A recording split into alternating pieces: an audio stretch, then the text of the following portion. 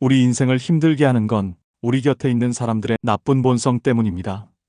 웃으며 다가와 놓고 돌아서면 당신을 깎아내리는 사람. 도움을 요청할 땐 간절하지만 정작 당신이 힘들 땐 모른 척하는 사람. 이런 사람의 본성은 절대 변하지 않습니다. 오늘 우리는 절대 곁에 두면 안 되는 본성이 나쁜 사람의 특징을 이야기해 보려 합니다. 착한 얼굴 뒤에 숨겨진 질투의 본성. 어머, 너 승진했어? 진짜 대단하다 와, 역시 너야. 그 말 속엔 박수 소리가 들리지만 그 눈빛은 조금도 기뻐 보이지 않았습니다. 처음엔 내가 예민한 줄 알았습니다. 괜한 의심을 하고 있는 건 아닐까? 스스로를 다독였죠. 그런데 이상하게도 내가 잘된 일엔 유독 반응이 건조했습니다. 슬쩍 말 돌리고 대화 주제를 바꾸고 다른 사람의 단점을 가져와 비교하며. 근데 너는 그 정도까진 아니잖아. 조심스럽게 내 업적에 균열을 냈습니다. 이게 바로 질투의 본성입니다. 이들은 남이 잘 되는 것을 기뻐하는 척은 해도 진심으로 축하하지 못합니다. 왜냐고요? 남의 성공이 곧 자기 실패처럼 느껴지기 때문입니다. 당신이 뭔가를 성취하면 그들은 자신의 초라함을 더 강하게 느낍니다. 그래서 당신을 깎아내리고 싶어지고 무의식적으로 폄하하거나 심하면 운이 좋았을 뿐이라는 말로 당신의 노력을 지워버립니다. 이런 사람과 가까이 지내면 어떻게 될까요? 당신은 점점 기쁜 소식을 나누는 것이 불편해집니다. 좋은 일이 있어도 이 말하면 기분 나빠하지 않을까? 또 질투할까봐 괜히 말 안 하는 게 낫겠지. 그렇게 당신은 스스로의 빛을 감추게 됩니다. 눈치를 보게 되고 자신의 성취마저 죄책감처럼 느껴지기 시작합니다. 마치 잘 되면 안 되는 사람처럼 기쁨조차 조심스러워지는 관계. 이건 당신이 변한 게 아니라 곁에 있는 사람의 본성이 당신을 그렇게 만든 겁니다. 이런 상황 익숙하지 않으신가요? 나 승진했어. 오, 근데 요즘 회사 분위기 별로지 않아? 나 연봉 올랐어. 너만 그런가? 요즘 다 오르던데? 프로젝트 잘 끝났어. 사실 그거 내 덕보단 팀장이 잘 도운 거 아냐? 말은 전부 그럴듯합니다. 하지만 그 안엔 진심이 빠져 있습니다. 공감 대신 계산이 들어있고 축하 대신 경쟁이 들어있습니다. 이런 사람, 이런 말에 주의하세요. 축하보다 평가를 먼저 하는 사람. 잘했네. 근데 다음엔 이 부분 더 신경 써야겠다. 당신보다 항상 위에 있어야 편한 사람. 그래도 너보단 내가 일찍 승진했잖아. 남 얘기를 꺼내더니 결국 당신 얘기로 끝내는 사람. 걔도 그랬대. 넌 뭐 그 정도까진 아니니까 다행이지. 남 칭찬은 진심으로 하면서 당신 칭찬엔 한마디 덧붙이는 사람. 내가 한 것도 괜찮았지만 사실 어가 더 잘한 것 같아. 관계는 서로의 빛을 응원할 수 있어야 합니다. 당신이 잘 될수록 기뻐해주는 사람, 당신의 성공을 진심으로 박수쳐주는 사람, 그런 사람 옆에 있어야 당신도 자기 빛을 마음껏 펼칠 수 있습니다. 하지만 질투하는 본성을 가진 사람 곁에선 그 빛이 시기심이라는 그림자에 갇히고 맙니다. 그림자가 짙어지기 전에 그 관계에서 한 발짝 멀어지는 용기가 필요합니다. 진짜 축하는 입술이 아니라 마음에서 나오는 법입니다. 사람 좋은 척하며 경계 무너뜨리는 본성. 처음엔 정말 좋은 사람인 줄 알았습니다. 늘 먼저 안부를 묻고 사소한 것 하나에도 잘 챙겨주고 내 얘기를 누구보다 잘 들어주던 사람. 하지만 어느 순간부터 그 친절이 부담이 되기 시작했습니다. 내가 뭘 하든 그건 아니지 않아? 왜 내 말은 무시해? 내가 얼마나 걱정했는데? 언제부터인가? 그 사람의 말 한마디 한마디가 조언이 아니라 간섭처럼 느껴졌습니다. 착한 얼굴 속 통제하려는 본성. 이 유형의 사람은 배려라는 이름으로 다가옵니다. 하지만 그 배려는 결국 당신의 선택을 자기 기준에 맞게 조종하려는 욕구입니다. 나는 내가 걱정돼서 그래. 넌 나 없으면 안 돼. 다 너 잘 되라고 하는 말이야. 처음엔 감동이지만 곧 너는 나한테 의존해야 되라는 메시지로 바뀌게 됩니다. 그 사람은 당신을 도와주고 싶은 게 아니라 당신 위에 서고 싶은 것입니다. 당신의 자율성이 사라지는 순간들. 하루는 이런 일이 있었어요. 나름 큰 결정을 앞두고 그 사람에게 말하지 않았습니다. 그냥 조용히 내 힘으로 해보고 싶었거든요. 그런데 그걸 안 순간 그 사람의 말투가 바뀌었어요. 넌 요즘 나를 멀리하는 것 같아. 서운하다. 그렇게까지 날 배제할 줄은 몰랐네. 그 순간 알았습니다. 이 관계는 우정이나 사랑이 아니라 내 감정을 이용해 죄책감을 불러일으키는 장치였다는 걸요. 경계 무너뜨리는 사람의 특징. 내가 널 제일 잘 알아라고 말하는 사람. 그건 친밀함이 아니라 지배하려는 말일 수 있습니다. 당신의 선택에 늘 간섭하고 방향을 정해주려는 사람. 조언은 가능하지만 결정권은 당신의 것입니다. 무조건적인 도움을 내세우며 나중에 감정적으로 청구서 내미는 사람. 내가 너 위해서 뭘 했는데 이 말이 단골 메뉴라면 경고입니다. 진짜 좋은 사람은 거리를 지킬 줄 압니다. 당신이 묻기 전엔 조언하지 않고 묻더라도 정답을 주기보다 함께 고민하려고 합니다. 당신의 경계를 존중하고 당신이 스스로 결정할 수 있는 사람임을 믿어주는 사람. 그게 진짜 좋은 사람입니다. 하지만 착한 얼굴로 접근해. 천천히 당신의 경계를 허물고 너 없인 안 돼를 말하다가 어느 날 갑자기 너는 나한테 배신했어라고 말하는 사람. 그 사람은 착한 사람이 아니라 위험한 사람입니다. 관계에도 거리가 필요합니다. 정말 편한 사람은 매일 연락하지 않아도 불안하지 않고 내가 조용히 있어도 이해해주는 사람입니다. 가까울수록 조심해야 할 사람이 있습니다. 좋은 말 뒤에 감춰진 본성은 당신의 자율성을 조금씩 잠식해 갑니다.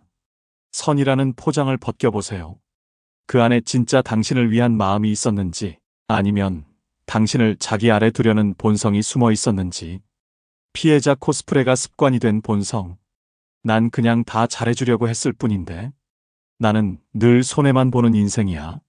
그 사람은 나한테 너무했어. 이런 말을 입에 달고 사는 사람들이 있습니다. 처음엔 안쓰럽고 마음이 갑니다. 그래서 더 잘해주고 감싸주고 이해해주려 애쓰게 됩니다. 그런데 어느 순간 이상하다는 생각이 듭니다. 왜 항상 저 사람만 억울한 역할일까? 왜 저 사람 곁에는 늘 누군가 가해자가 되어야 할까? 이들은 피해자라는 자리를 내려놓지 않습니다. 자신의 실수도 감정의 폭력도 결국엔 다 내가 상처받아서 그랬다는 식으로 끝맺습니다. 회사에서 실수를 했습니다. 내가 요즘 너무 힘들어서 다들 날 이해 못해. 친구에게 상처 주는 말을 했습니다. 그날 내가 얼마나 예민했는지 너는 몰라. 자기 감정은 늘 정당화되지만 상대의 감정은 이해 부족이나 공감 결핍으로 몰아갑니다. 그렇게 그들은 언제나 피해자, 상대는 가해자가 됩니다. 이 사람과 가까워지면 벌어지는 일. 문제가 생겼을 때 당신은 사과해야 합니다. 왜냐고요? 그 사람은 항상 상처받은 쪽이기 때문입니다. 정작 잘못한 건 그 사람인데 당신이 너무 몰라줘서 예민하게 받아들여서 문제가 된 거죠. 그러다 보면 결국 갈등이 생기면 늘 당신만 죄인이 됩니다. 이런 사람에게 자주 듣는 말들. 나는 그냥 다 받아주려 했던 거야. 너는 내 진심을 몰라줘. 내가 너만큼만 받았어도 이러진 않았어. 이 말들에 익숙하다면 지금 당신은 감정적으로 조종당하고 있는 것일 수 있습니다. 이 사람은 자신의 부족함을 인정하지 않고 항상 세상 탓, 사람 탓을 하며 자기 서사를 피해자 이야기로만 포장합니다. 피해자 코스프레의 위험한 점. 이들은 당신의 죄책감을 먹고 자랍니다. 처음엔 동정심을 자극하고 나중엔 그 동정심을 빚으로 만들어버립니다. 그래도 그 사람 참 불쌍하잖아. 그 정도 상처면 저럴 수도 있지. 이런 말로 스스로를 설득하다 보면 당신은 결국 자기 감정은 뒤로 미룬 채 그 사람만을 돌보는 관계에 갇히게 됩니다. 이런 경고 신호가 있다면 거리 두세요. 문제가 생겼을 때 늘 난 그런 의도가 아니었어라고 말하는 사람. 작은 일에도 지나치게 상처받았다는 말을 반복하는 사람. 사과는 받지만 자신은 결코 사과하지 않는 사람. 갈등이 생기면 자기가 더 아프다고 우겨서 대화가 안 되는 사람. 진짜 건강한 관계는 서로의 상처에 책임을 지는 것입니다. 나도 아플 수 있고 너도 아플 수 있습니다. 그럴 땐 서로가 서로를 돌아보는 태도가 필요합니다. 하지만 피해자라는 자리에만 머무는 사람은 당신을 가해자로 만들어야만 그 자리를 유지할 수 있습니다. 이런 사람 옆에 오래 있으면 당신은 결국 스스로를 변명하게 되고 내가 나쁜 사람은 아닌데 왜 이렇게 힘들지? 자꾸 자기 감정을 의심하게 됩니다. 당신도 상처받을 수 있습니다. 누군가의 아픔을 위로하는 건 좋지만 그 사람이 당신을 이용하게 두진 마세요. 계속해서 불쌍한 사람이 되고 싶어 하는 사람에게 당신은 절대 구원자가 될 수 없습니다. 진짜 관계는 서로가 서로에게 상처 입지 않도록 조심하는 마음에서 시작됩니다. 약한 사람에게만 강한 본성. 회사에서는 말 한마디도 조심스럽게 하고 상사 앞에서는 고개를 숙이며 예, 알겠습니다를 반복하던 사람. 그런데 식당에 들어가자마자 목소리가 커졌습니다. 물은 왜 이래요? 서빙 왜 이렇게 느려? 아, 진짜 서비스 엉망이네. 옆에 있던 나는 순간 너무 민망해졌습니다. 아까까지는 그렇게 공손하던 사람이 이제는 누군가를 깔아뭉개야 비로소 편해지는 듯한 얼굴을 하고 있었습니다. 이런 사람의 본성은 힘의 논리입니다. 이들은 관계를 사람 대 사람으로 보지 않습니다. 항상 위아래를 나누고 자신이 우위에 있을 때만 안정을 느낍니다. 그래서 자신보다 강한 사람에겐 고분고분하지만 약하다고 판단되는 순간 태도가 거칠어지고 말투는 무례해지며 사람을 깔아보는 눈빛이 변함없이 나타납니다. 가까이 지내면 이런 장면들이 반복됩니다. 초면인 택배기사에게 야, 여기 좀 제대로 두라니까. 카페에서 아르바이트생에게 이딴 커피를 돈 받고 팔아. 자식에게 너 같은 게 뭘 하겠다고. 연인에게 네가 날 떠날 수 있다고 생각해? 이런 사람은 결코 한 번만 그런 게 아닙니다. 힘의 우위에 섰다고 느낄 때면 본성은 매번 드러납니다. 진짜 무서운 건 당신이 그 약자가 되는 순간입니다. 지금은 친절할 수도 있습니다. 당신에게 좋은 말, 다정한 눈빛, 따뜻한 행동. 하지만 그건 당신이 유리한 위치에 있을 때의 이야기입니다.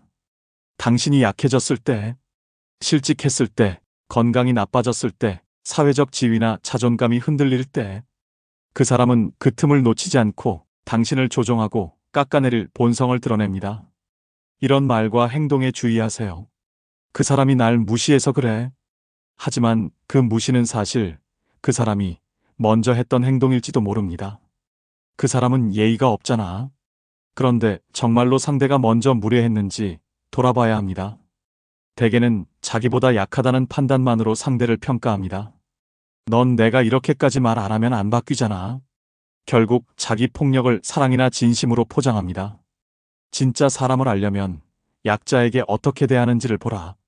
부처님의 말씀처럼 사람의 됨됨이는 약자를 대하는 태도에서 드러난다고 했습니다. 누군가가 식당 직원, 택배기사, 아르바이트생, 혹은 자기 자식에게 어떤 눈빛을 보내는지 잘 살펴보세요. 그게 언젠가 당신에게 향할 본색입니다. 관계는 존중 위에 서야 합니다. 지위도 아니고 돈도 아니고 성격도 아닙니다. 상대를 어떻게 대하는가, 그게 관계의 본질입니다. 나보다 힘없는 사람에게 함부로 하는 사람은 결국 나에게도 언젠가 그렇게 할 사람입니다. 사랑이라고 착각하지 마세요. 다정한 척에 속지 마세요. 당신이 흔들리거나 넘어졌을 때 그 사람이 보여주는 태도가 바로 진짜 그 사람의 본성입니다. 내리사랑을 당연하게 여기는 본성. 처음엔 이 정도쯤은 괜찮지 싶었습니다. 내가 더 많이 이해하고, 내가 먼저 연락하고, 내가 시간 내고, 내가 챙기고. 그런데 시간이 흐를수록 이 관계에서 주는 사람은 늘 나 하나뿐이라는 걸 깨달았습니다. 아무리 줘도 고마움을 모르는 사람. 당신은 진심으로 베풉니다. 계산 없이 바라지 않고 그저 상대가 조금 더 편하고 따뜻하길 바라는 마음으로. 그런데 돌아오는 건 고마움이 아니라 더 많은 요구입니다. 오늘 밥을 샀더니, 커피는 네가 사는 거지? 아플까봐 챙겨줬더니, 그걸 이제야 하냐? 시간 내서 도와줬더니, 그 정도로 힘들었다고 하지 마.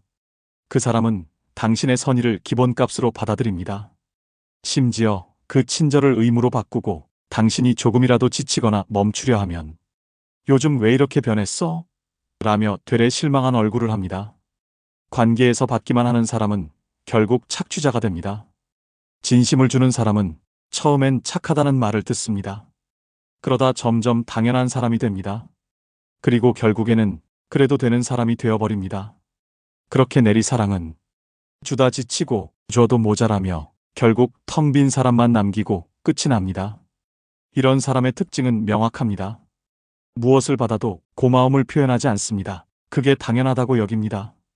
자신이 뭘 받았는지는 기억하지 않지만 당신이 안 해준 건 오래 기억합니다.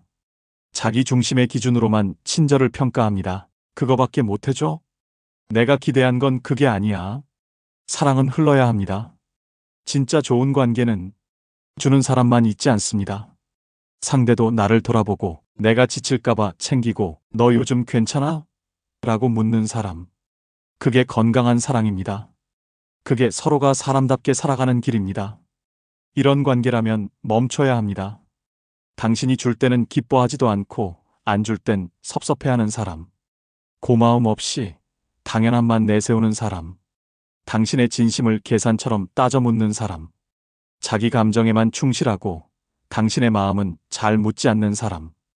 이런 사람 곁에 오래 머무르면 당신은 사랑이 아닌 의무감으로 살아가게 됩니다. 그리고 그 관계가 끝난 후엔 늘 똑같은 말을 반복하게 되죠. 나는 진심이었는데 왜 나는 늘 이렇게 지치는 걸까?